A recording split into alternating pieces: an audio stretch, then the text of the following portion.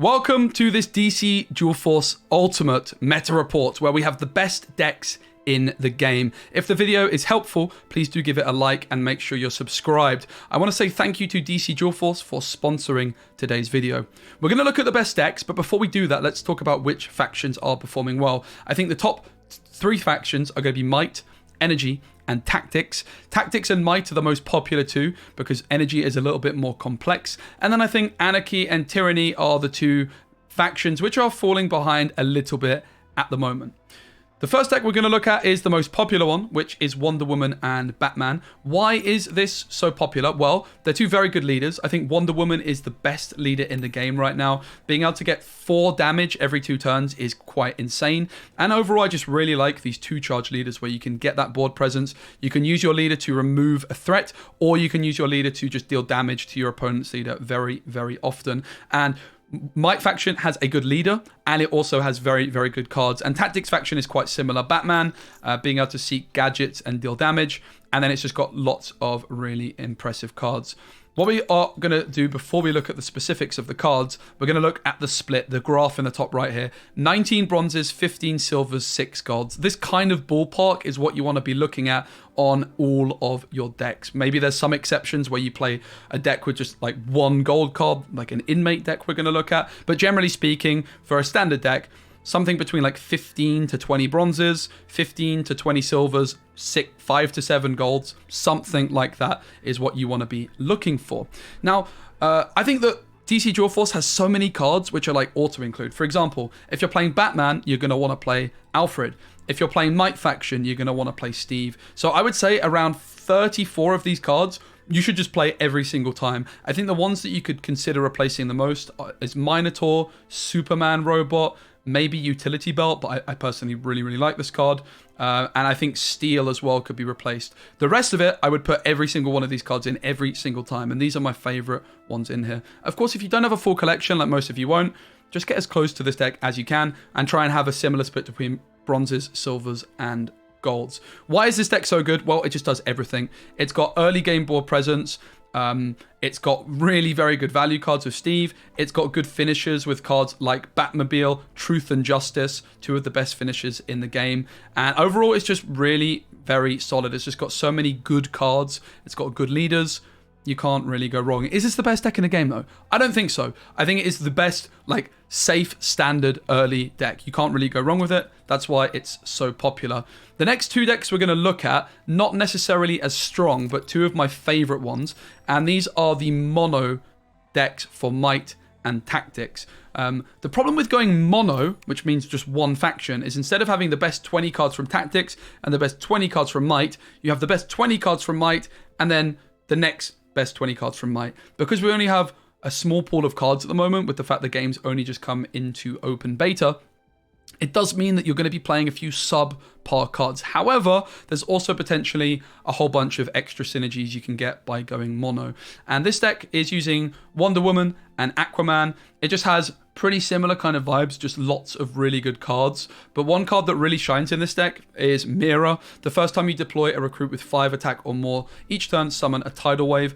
A tidal wave is a 5/1 with speed, so you get a 5 damage through with Mira, and you can get this once per turn because this deck just has so many cards which are playing for good stats.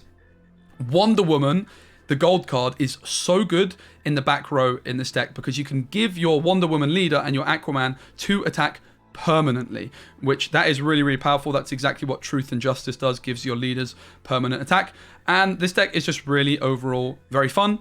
Is it the best deck in the game? It's not. Like, there's some pretty lackluster cards, like this card in particular, I would never, ever, ever play, but you do just kind of run out of options. In fact, I'm honestly looking at this card, and I'm like, there's got to be something a little bit better. There's just got to be something better. Let's just whack in a couple of hammer throws, for example, and we've still got a nice split there. So, little tweak on the fly. I saw that card, I was like, that can't be right. I built this one a couple days back. Okay, the other deck I really wanted to show you was the Tactics only one. I think I prefer this one as a mono deck. It uses Cyborg as the leader, and it's really focusing on him. Deal 1 damage to an enemy character for each card you've drawn this game. Cyborg then if you've drawn 7 cards, can deal 7 damage to either a recruit or moreover a leader. I've managed to get Cyborg up to like 17 damage to just wipe out a leader in one foul swoop. So this deck, again, you're suffering from the problem you have to have 40 cards from a single faction, but the Tactics faction honestly just has so many good cards that it doesn't feel too bad. The split on this one, pretty similar, 17-17-6, and I want to draw attention to the gold card Cyborg in this one because it's so good here. After you play a Tactics card, deal 1 damage to each front row enemy. So if you've got Cyborg down on the board, you might want to just have held a bunch of your gadgets, for example, and then you can just spam gadgets. Cyborg's going to be dealing a whole bunch of damage. And also there's just a lot of really good card draw here, like Sonic Cannon. We have the Bat Cycle, we have Bat Computer. Of course, if you play Lucius Fox, you can upgrade your bandages as well to draw you cards. And the more card draw you get, the more supercharged your Cyborg can get. And it's just overall a really fun deck. With this one, it's very important to be protecting your Cyborg. Your opponent should be trying to remove Cyborg as soon as possible. So you should prioritize positioning your cards early game in front of Cyborg to protect him. Okay, now let's look at some of the decks from different factions. This is an Anarchy and Tyranny one. These two pair very nicely together with Inmates because both of them have Arkham Inmates. You could go for Joker instead of Harley Quinn. Harley Quinn gives us that card draw though. I do think she's very good. If you have an empty hand, you get to draw a card, and therefore you're going to have 2 cards in your hand every turn. Lex Luthor is honestly not the best leader, and I think this is what the Tyranny faction is struggling with. It's actually got some very good cards, but the worst leader selection of all. Black Adam is just dying too often. You need to really build your whole deck around him, and I just don't think it's going to work with Harley. Poison Ivy is so lackluster, it's unbelievable. So Lex Luthor is the man for the job. But honestly, if there was a 4th leader, I would almost certainly be picking it. This deck is all about playing a whole bunch of Inmates. And look at the split here. Just 2 gold cards, 15 silvers, and 19 bronzes. That's because really, this deck just wants to end the game pretty quickly. You want to have an empty hand for your Harley Quinn, and therefore having golds in hand early game is going to stop you being able to empty your hand. This deck is also playing 4 cards which cost nothing with the Mysterious Muggers and the Kite Mans, because this is also going to help us empty our hand. We have a bunch of Arkham Inmates, and they get really out of control very quickly. You have cards like Black Mask, which are insane. After you deploy another Arkham Inmate, give your Arkham Inmates 1/1. This card is cracked, but not only is Black Mask really good, you also have Clayface. If you're going first and you play Clayface on turn 1, if your opponent doesn't answer it, it's almost game over because he gets 2/1 for every other Arkham Inmate you play. This one can get out of hand really quickly. It's also worth mentioning, if you play a card like Partners in Crime, which summons Punch and Julie, which is 2 Arkham Inmates, your cards, like your Ventriloquist, this will count as playing 2 Arkham Inmates, so you would get 2 shoot randomlies. Or if you have Clayface down on the board, it would trigger it twice. That also works the same way with the fantastic silver card, Jailbreak, which summons 2 Arkham Inmates from the top half of your deck. So you're getting thinning from this, increasingly odds of you drawing your bronze cards, so your silvers and your golds. Not that you have many golds, but moreover, it's going to be triggering any of their abilities, any of their deployabilities like Two-Face, for example, and then also potentially triggering things like Ventriloquist and your other engines. We have Poison Ivy and Darkseid as just 2 top-end cards that are ultimate and just good value. Poison Ivy, also an Arkham Inmate. After she attacks and damages a leader, you KO them, so that's really exciting. Anton is just a very good card for value. The Tweed Brothers, working in a similar way, summoning 2 Arkham Inmates in one turn, but just working really well to give all your other Arkham Inmates big stats. We have Bane, which is a really exciting card. The Penguin, Scarecrow. Giganta is insane, 7/7, discard a card. Of course, with Harley Quinn, you're then going to be drawing a card again. Gorilla Grodd at 5/7, you could definitely play 2 of these. It's a very good card. And overall, just a really exciting deck. This deck can high roll, but then if you miss those early game cards, it can feel pretty bad. So bear that in mind. Some games you're going to feel unstoppable, and other games is going to feel pretty lackluster. This is what my friend Moyen believes is the best deck in the game, and it's pairing Wonder Woman with Zattana. Zattana is from the Energy faction, which is a very, very good faction, and I think Zattana is by far the best leader in it.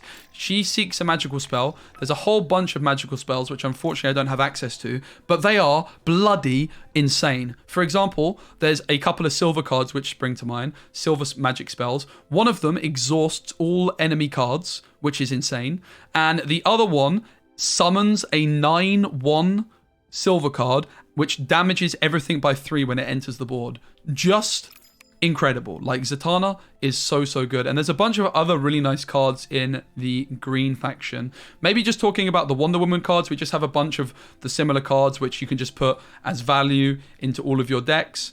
You can't really go wrong. Truth and Justice at the top end, of course, Superman.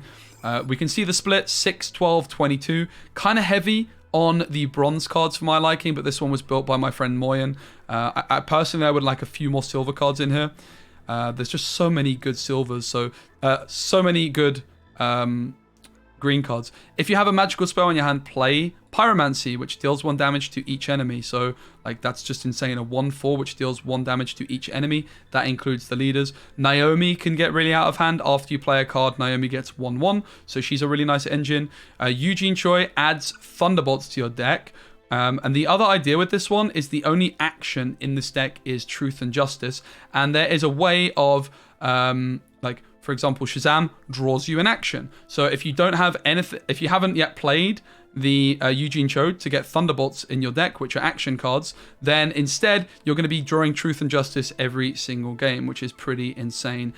This is not a deck I've played. It's one I'm going to be checking out, but just wanted to make sure I shared with you guys because it is very, very, very powerful indeed. And my friend Moyen thinks it's the best deck in the game, and I cannot wait to check it out. Finally, the last deck I have 3 more decks to share with you. This one is a Joker Batman deck.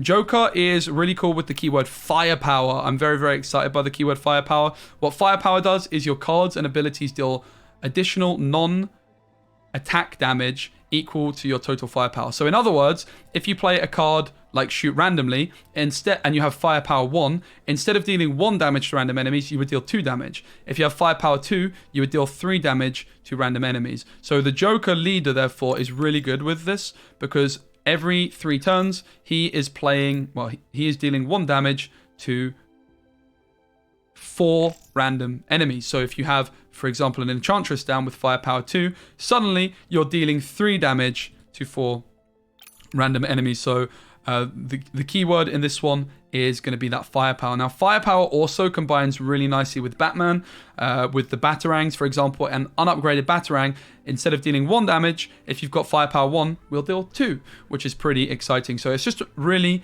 a complete control deck. We can look at the split, pretty standard, 5, 13, 22. That kind of ballpark is what you're often going for. Green Arrow with firepower is super busted because you can deal with firepower 1, 3 damage to each recruit. And if they're KO'd, repeat this. Like, Green Arrow can really get out of hand. This is a very, very fun deck. Is it the best? No, but I do like Joker firepower a lot.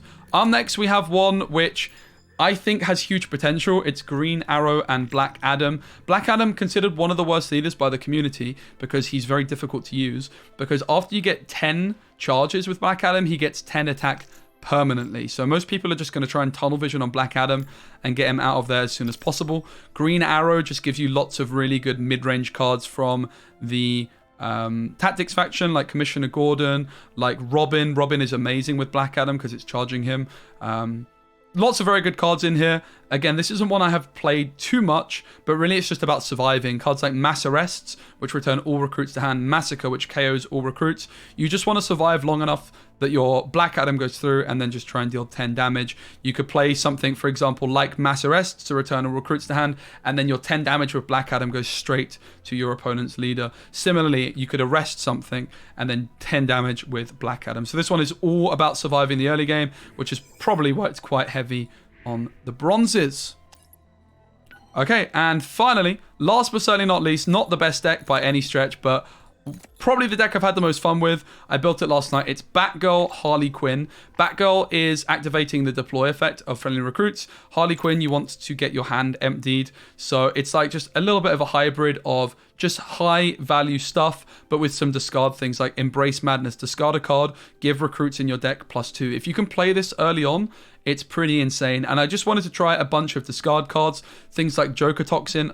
When this is discarded, you deal 5 damage to a random enemy leader. But the Martian Manhunter is just a complete powerhouse with Batgirl, because on deploy, it gets 2/2 for each other friendly recruit of deploy, and then you can use your Batgirl leader to repeat its deploy, and I got this guy to like 17 stats or something insane yesterday.